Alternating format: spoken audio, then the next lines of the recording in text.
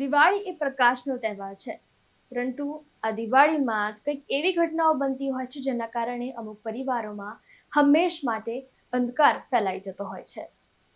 નમસ્કાર, તમે જોઈ રહ્યા છો ચક્રવાત ન્યૂઝ અરે હું છું આપની સાથે નિકિતા, અને આજે જે વિષય પર આપણે વાત કરવા જવાના છીએ એ વિષય દિવાળી પછી જ આવે છે, અને એ વિષય છે ફટાકડા ફોડીને જે બાળકોએ પોતાનો જીવ ગુમાવ્યો છે, કે જેમને પરમનન્ટ બ્લાઇન્ડનેસ કહી શકાય કે જીવનભરનું અંધત્વ તેમને મળ્યું છે તેમના વિશે. ત્યારે 20 ઓક્ટોબરે ઉજવાયેલા તહેવારમાં ફટાકડા અને કાર્બાઇડ ગનના વિસ્ફોટકોએ ભારતભરમાં 200થી વધુ બાળકોને દાહ, આંખોની કાયમી ઈજા અને અનેકને મોતના મુખમાં ધકેલી દીધા છે.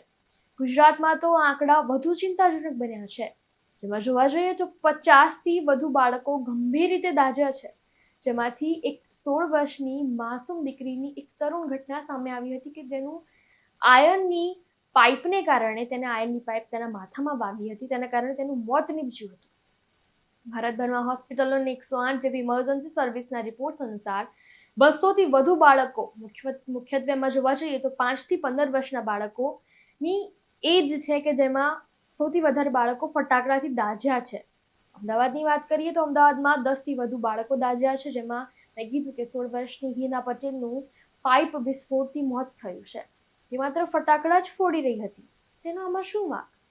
વડોદરામાં 5થી વધારે બાળકો, એકને ગંભીર ઈજા અને 2ના મોત થયા છે, અને સુરતમાં 8માંથી 3 બાળકોને આંખ અને હાથની ઈજા થઈ છે.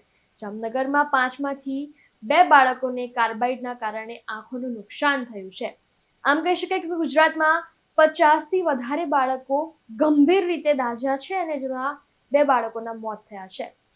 સોશિયલ મીડિયા પર આ વખતે કાર્બાઇડ ગનને લઈને અમુક ટ્યુટોરિયલ્સ આવતા હતા, રીલ્સ આવી રહી હતી કે જેમાં ટ્યુટોરિયલ બતાવવામાં આવતું હતું બાળકોને કે કાર્બાઇડ ગન કેવી રીતે બનાવવામાં આવે છે, અને કાર્બાઇડ ગન કેટલી હદ સુધી ઘાતકી સાબિત થઈ છે આ વખતે જાણી શકાય છે, કારણ કે સૌથી વધારે જે લોકો દાઝ્યા છે, જે લોકોના મોત પણ થયા છે, તે કાર્બાઇડ ગનના કારણે થયા છે.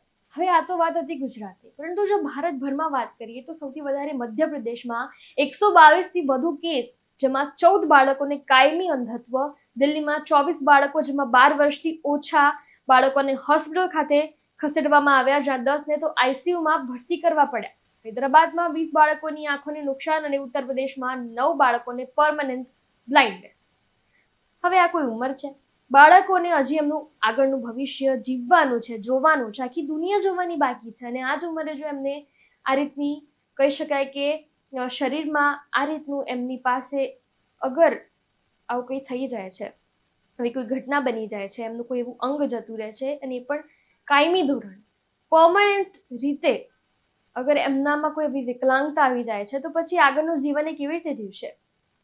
પરંતુ અહીંયા સવાલ એ થાય છે કે આ બધું જ રોકી શકાતું હતું, કેવી રીતે? તો આ વખતે સરકારના કડક નિયમો અને જાગૃતિ અભિયાનો દ્વારા તમામ વસ્તુ આપણે રોકી શકતા હતા.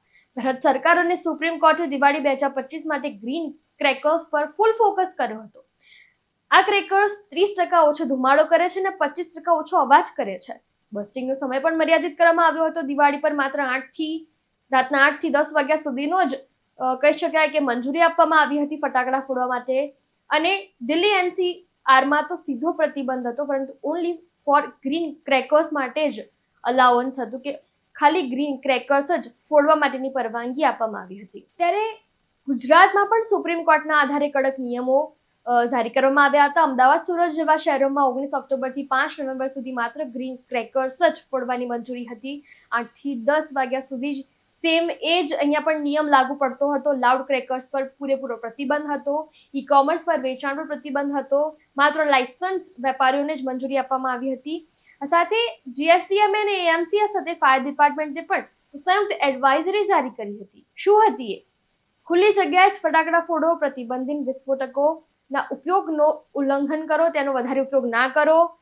આ સાથે જે લોકો આ નિયમોનું ઉલ્લંઘન કરે છે તેના પર કડક કાર્યવાહી પણ થઈ શકે છે.